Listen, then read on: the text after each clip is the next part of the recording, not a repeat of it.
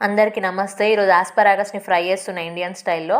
మనకి ఏదైనా Indian style ఉండాలి కదా, అట్లా అని చెప్పేసి ఆస్పరాగస్ని ఎట్లా పడితే అట్లా కుక్ చేసుకోవద్దు. దీన్ని గ్రిల్ అనే వేసుకోవాలా, స్టీమ్ అనే వేసుకోవాలా, లేకపోతే రోస్ట్ అనే వేసుకోవాలా. బాయిలింగ్ లాంటివి వేయద్దు.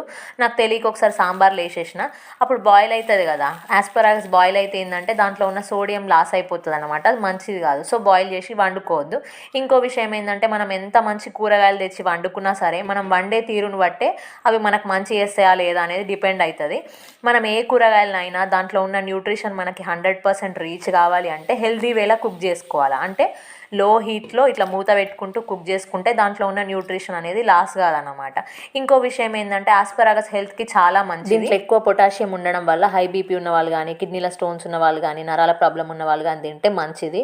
అండ్ శతవరి అని ఉంటుంది, దాని రూట్స్ని తల్లులకు పాలు పెరగడానికి యూజ్ చేస్తారు. ఇది ఒక్కటి కాదు, ఇది ఎక్కువ బయట దేశాలలో దొరుకుతుంది. దొరికిన వాళ్ళు ఇట్లా హెల్దీ వేలా కుక్ చేసుకొని తినుండ్రి.